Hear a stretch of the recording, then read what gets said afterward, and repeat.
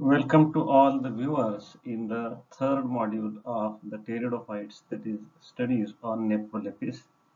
In this module, we are going to discuss on anatomy of stolon, rachis and leaflet.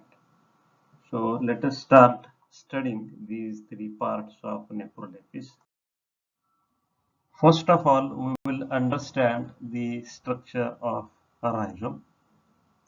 So internal structure of a rhizome is differentiated into three parts.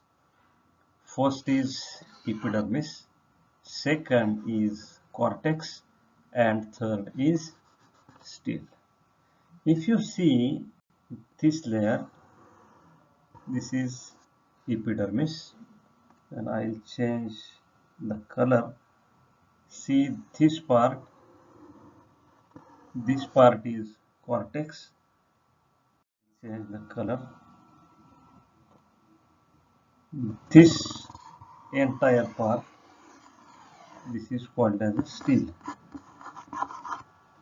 This is cortex and this is epidermis. Now epidermis is outermost layer. This you can see, epidermis is outermost layer. It is made up of single layer of narrower cells. Epidermis is followed by cortex. So we'll concentrate on this zone now, that is called as the cortex, which is made up of parenchymatous tissue. Then next part is stele, that you can see the entire central part, that is called as a stele, and this is a primitive kind of stele that is called as a dictyostele. Now why this is called as a dictyostele? You can see here two curved strands facing each other at the center. So this is one strand and this is another strand. They are facing to each other in the center. Both the strands are separated from each other and are surrounded by sclerenchyma. Now if you see here at the center, they are separated from each other. There is a gap in between these two and they are surrounded by sclerenchyma. Now again I will change the color so that you will come to know what I want to show you. If you look at this zone, this part where thick walled lignified cells are there, and they are actually sclerenchyma, and these sclerenchyma are giving mechanical strength to it.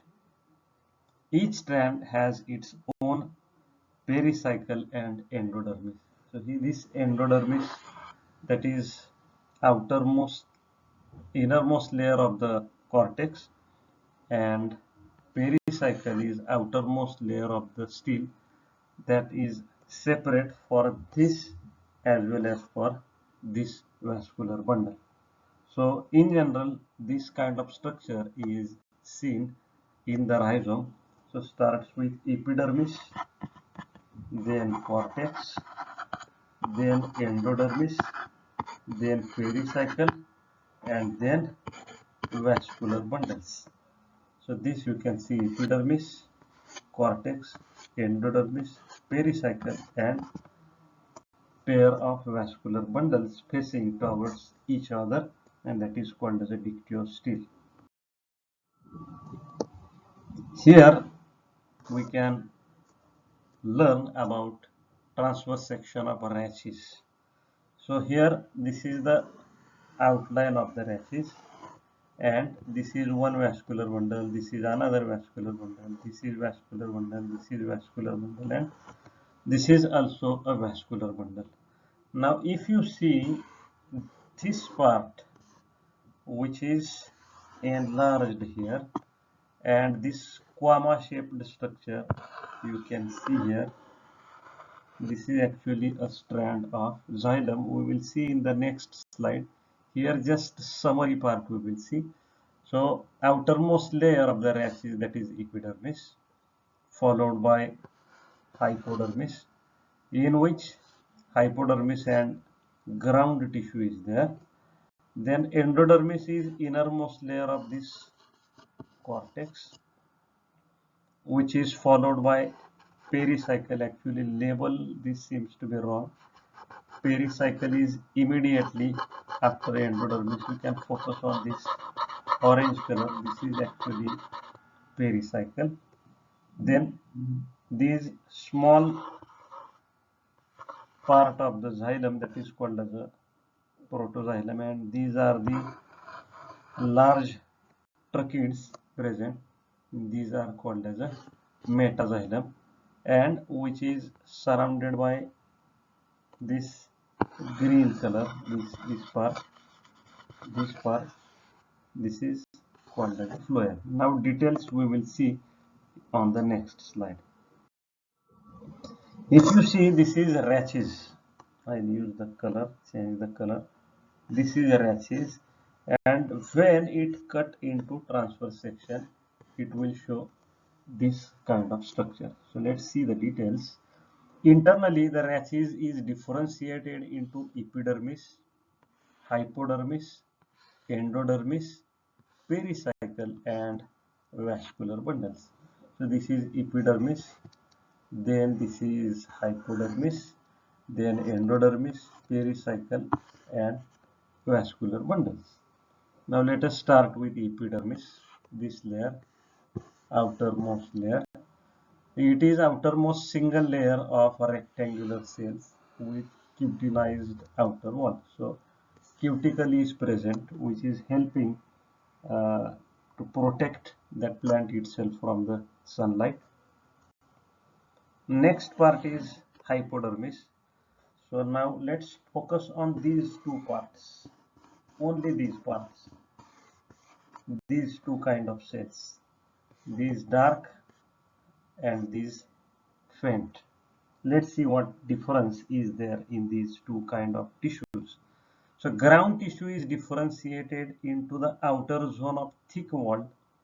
See this outer zone, this one, outer zone of thick walled, compactly arranged without intercellular space and lignified cells forming hypodermis, this one.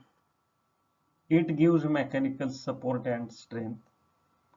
And the inner means this one, this part, this tissue, this zone, which is parenchymatous, thin walled. Here you can see walls of the cell.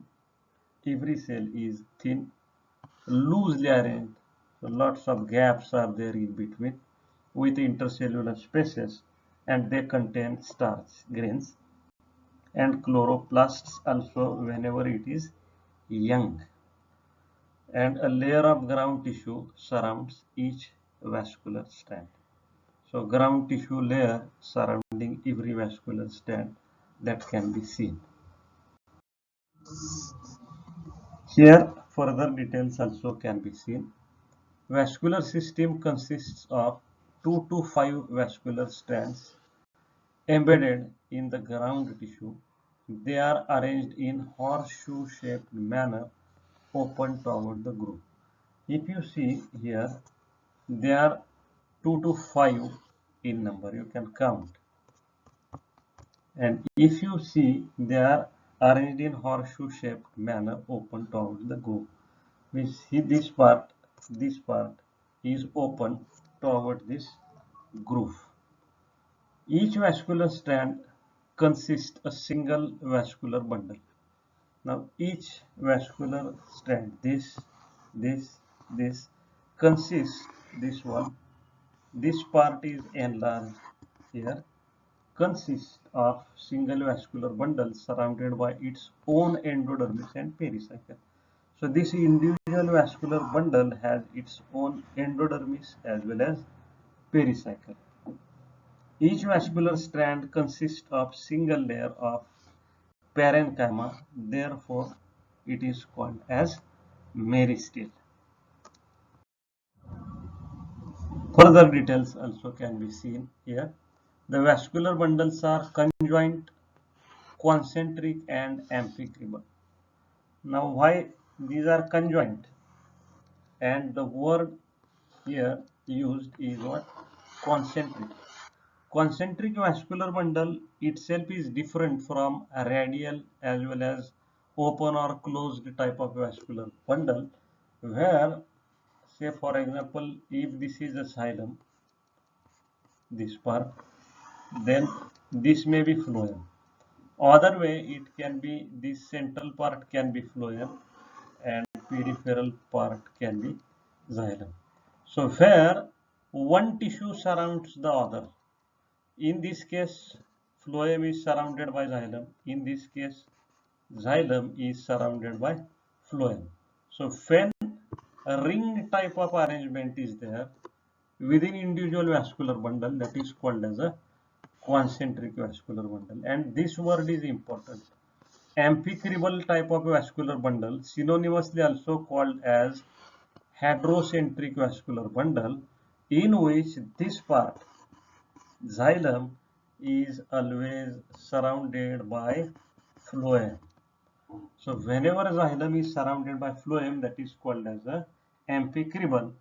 And if the condition is reverse, where phloem is surrounded by xylem, then that is called as an amphivessel or leptocentric. So in this case, in case of necrolepis, it is amphicribal type of vascular bundle. Then xylem is exarch. Now exarch means what? Protoxylem is facing towards the periphery.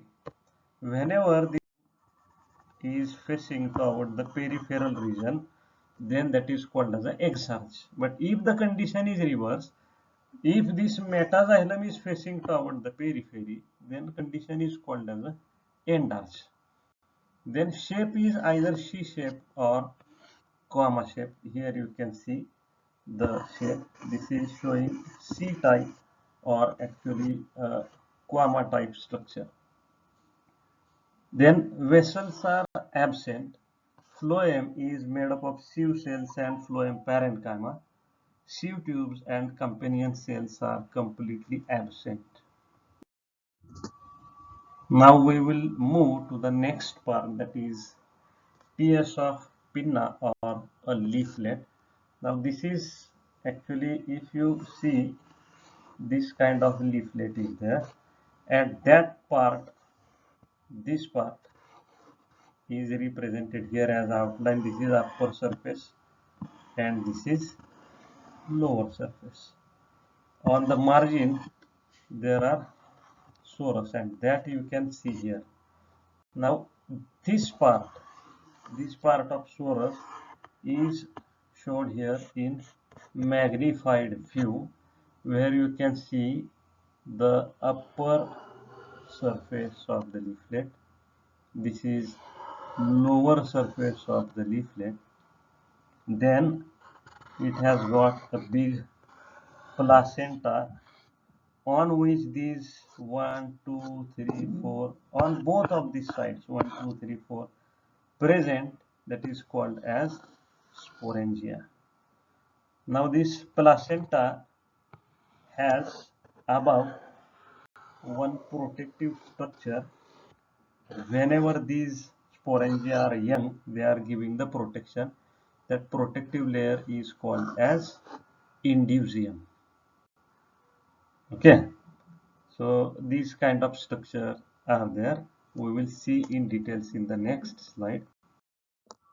Here you can see this is rhachis, this is leaflet.